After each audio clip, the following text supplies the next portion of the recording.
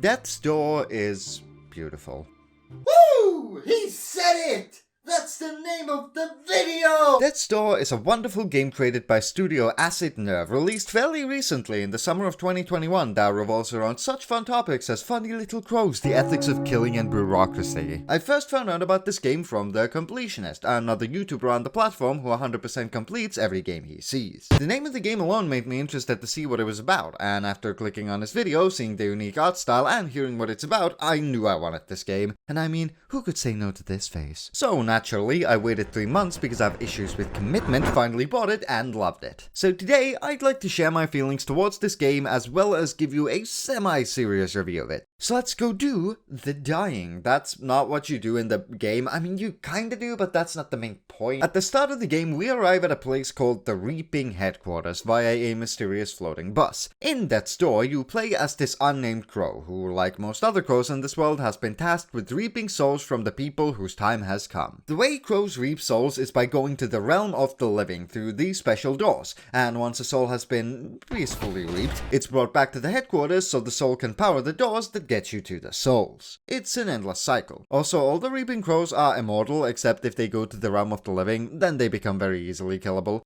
Like me! So, once a soul has been assigned to you, you better get that shit done quickly. And today is the lucky day of our crow friend, since he's got a giant soul to reap. A giant soul is the soul of a being who refuses to let go and accept death. When a soul does this, it expands and turns into a giant soul, which in turn mutilates the soul's body into something resembling your mum. Once the giant soul has been assigned to us, we head on over to the Grove of Spirits, which works as the game's tutorial. Here, you learn your main moves. You can dodge roll, use your designated reaping sword for light and heavy attacks, and use your bow for ranged attacks. A surprisingly small moveset. Once you feel like you have the hang of the controls, it's time to get killed by this bitch 20 times. Yeah, this game throws you straight into a boss battle, but in my opinion, this is a great way of giving you a tutorial. You get to know the basics in a completely safe environment, with you only having to use your attacks to hit these switches to open gates. And then you get thrown into a fairly hard boss fight that puts your newly learned skills immediately to the test. It also puts you into the mindset that you have to learn the intricacies of your dodge roll and attacks to get through this game. It sets up your expectations for battles really well, instead of giving you an enemy as strong as my grandmother to hit a few times as your first battle. TLDR, this game don't fuck around. After beating this boss, you acquire the giant soul assigned to you, but then a crow significantly larger than you knocks you out, and considering you basically won't be accepted into society unless you get this soul, also you won't be immortal ever again, probably an important detail to mention, you run after him.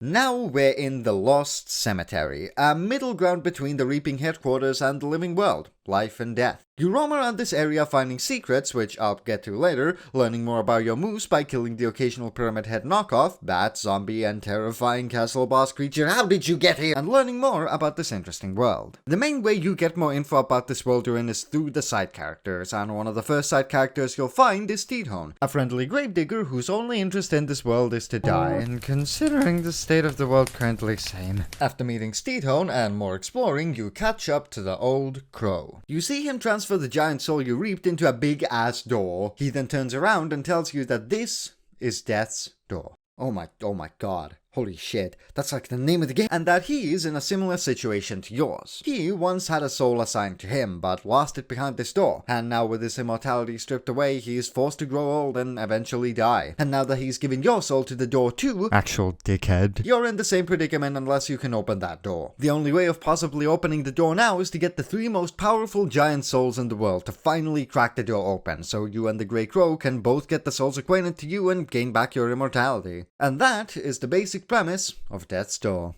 So immediately you can see that this game has a ton of world building, from the game's interpretation of souls to the economy of the Reapers to the multiple different types of areas you've already explored.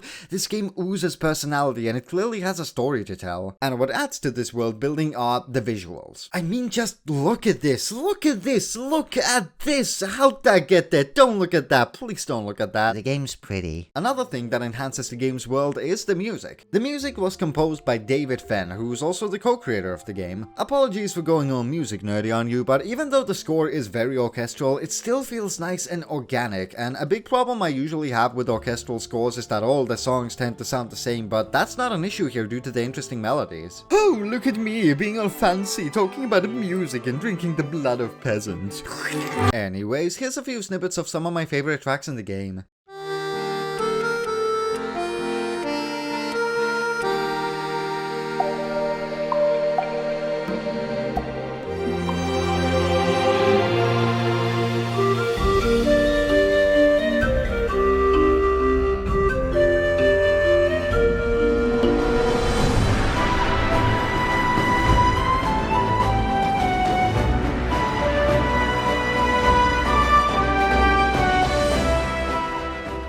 The music is fantastic. The game also plays really well. The main focus of this game, apart from exploring, is the combat. The way you fight is by using the moves I talked about earlier. Melee attacks, range attacks, and dodge rolls. You hit the enemies with your sword or bow and dodge roll when they attack. The combat sounds simple from a glance, and that's because it is, but it does get more complicated and fun the more you play. The way enemies appear varies. They can either be littered around areas waiting for you, or masses of enemies may be spawned in waves. The combat itself is really satisfying, fast-paced, and forces you to stay on your feet. One of the things I especially like is that you can only use your ranged attack 4 times in a row. After that, all your hit points for the bow are gone. This in itself isn't anything special, but the way you get back these hit points is by hitting enemies or breaking various items with your melee weapons. This forces you to switch between both attack types instead of just relying on one, and I like that. The combat is also fairly hard, and even on a replay of the game that I did to record footage, I died a few times since the enemies can really catch you off guard. This all makes the combat varied and interesting, and every new encounter feels like a challenge, and I personally like that way more than being able to use one attack to kill everyone.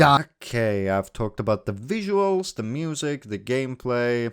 Well, that's all you need for a bare bones review. That's still a good game. I'd give it 9 out of 10. Goodbye. No, but for real, now that I've talked about the basics of the story, mechanics, and whatnot, let's dig a bit deeper to see what makes this game better than most of its kind. The Grey Crow advises us to go find the Urn Witch, our lonely grandma with a thing for pot. Not that kind. And on our way to meet this grandmother, we first arrive in this big, intimidating cave, which serves no purpose and can fuck right off, so now we're in the estate of the Urn Witch. It's basically her front garden, which is filled with a concerning amount of vases. Here, we explore the area and go around solving puzzles. And oh yeah, I forgot to mention there's puzzles in this game. The reason I forgot to mention them is because they're not hard. If I could solve them easily, then anyone can solve them. I mean, at the beginning of the stage, you're supposed to shoot an arrow through this flame to light up the switch to the gate.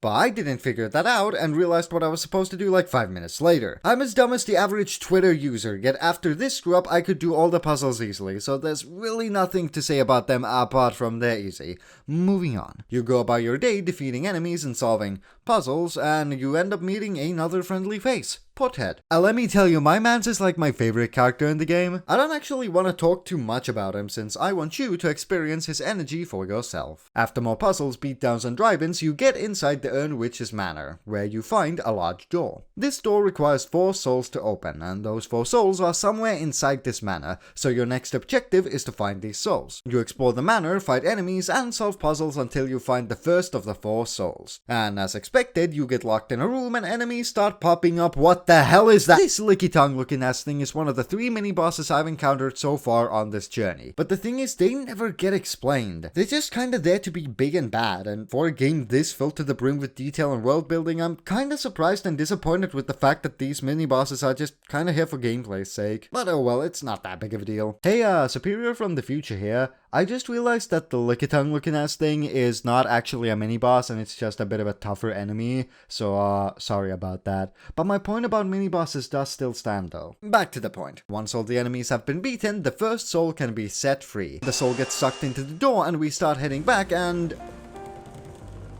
Hi, wasn't expecting you this early. This is an amazing way of revealing a boss. It's not just a case of the big bad evil waiting at the end of the level. Instead, when you least expect it, the Urn Witch just shows up nonchalantly. And she's not even threatening. She's a bit confused as to why a Reaper is here, but lets us pass. We continue on to find more souls, and the Urn Witch appears after every soul, seeming more pissed each and every time, until finally the big door is open. And before we continue, now seems like a good place to stop for a second and tell you the story of the Urn Witch. Basically, Basically, she was struck down with grief after the passing of her husband, and not wanting to see anyone else in her family pass away, she created a curse that would grant everyone immortality, but replaced their head with a random piece of pottery. A surprisingly interesting and sad story for someone who I thought was just gonna be a generic evildoer. But yeah, after the fourth and final soul, the Urn Witch reveals a tidbit of info about our friend Pothead. Apparently, he's her grandson. Considering he's the only one with a pot for a head and it was said that only the Urn Witch's relatives got the curse, it's pretty fucking obvious. Also, her basement is a place we apparently should not go to. Once that conversation's done, we head back to the door and go inside. Surprisingly, we end up back at the Reaping headquarters, except now there's a giant blue chest that feels extremely out of place in this world, and after approaching it, it eats you. Now you are in the Avarice, a place, I guess. In the Avarice, you fight a lot of enemies, and once you're done with them, a giant crow appears and gives you a crown, which in turn gives you a new special ability. So you know, a typical Sunday. This Avarice thing never gets explained, and just like with the mini-bosses, I would have liked a bit more explanation as to what, why, and how this is. I mean, it's a fine way of giving you power-ups, but it feels so random. Anyways, now you have more power-ups in this game than just your bow. The ability you just got is the fire ability, which is exactly what you expect. You get to learn how this fire works in a safe environment, and whilst casually committing arson, you find a Reaper's old logbook, which talks about a command the higher-ups gave to the crows that all doors must be shut down due to a large energy surge. Interesting. I wonder what the deal with that is. But now it is time to go back to the manor and see what's in the basement of this bitch of the witch. You open up the basement with your new fire powers to find what is basically the void. But we can't stay put for long, since the witch has taken Pothead hostage and tells us nicely to piss off. So naturally we open up the deeper levels of this basement and start exploring the inner furnace, the last section of the Urn Witch's lair. This place is filled with dark slimes, pots, and these toxic reapers, as I like to call them. These things are a pain in the ass to beat, since they shoot out toxic bombs that explode into gas that makes any situation with them 5 times more difficult. But whilst they are annoying, they make for some great fighting segments, even though you usually emerge from them with only 1 health. But thankfully, there's a plant pot somewhere near these encounters so you can heal. Speaking of health, see, this is one of those cool transition thingies. The way you heal in this game isn't your typical way. Instead of using items, you find these seeds scattered around the levels that you can plant in these plant pots. Then a flower grows from the pot, which you can use to heal yourself to full health.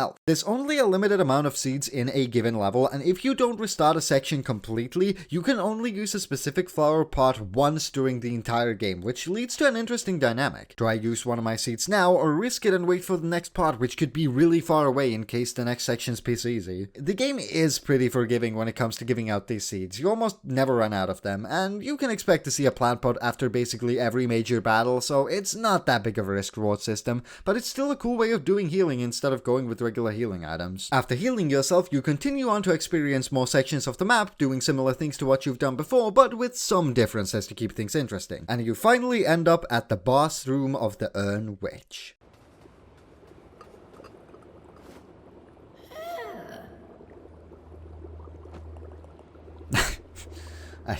I wasn't expecting that. Oh yeah, that's another thing I've yet to mention about this game, the dialogue. The dialogue in this game is really well written. Very few games get me to chuckle with their writing, but this was definitely one of them. Every single one of these characters feels like they have a soul, which I feel is very important in a game where you can expect those souls to perish. But back to the witch. Now more pissed off than ever, she decides it's time to take matters into her own hands, and the first boss of the game begins. The Urn Witch, much like all the other bosses in this game, is a great and varied boss, having multiple different attacks, some banging boss music, and a nice smooth difficulty curve. But the thing that makes the bosses in Death's Door special is the fact that it doesn't feel like defeating an evildoer. It feels like you're putting a restless soul to rest. The Urn Witch doesn't have much screen time in this game, but still, because of the stellar writing, she just felt like a mourning grandma instead of a bad guy, and defeating her was bittersweet instead of the usual, "Fuck yeah, evil is no more. I've killed an old woman." After defeating her, Steedhorn just kinda appears, and we have a final moment with the Urn Witch paying our respects. I really like this addition since it, yet again, helps to humanize the generic evil you were expecting. You leave the Urn Witch's manor, heading out through the checkpoint door, but instead of the Reaping headquarters, you end up in the home of the Lord of Doors,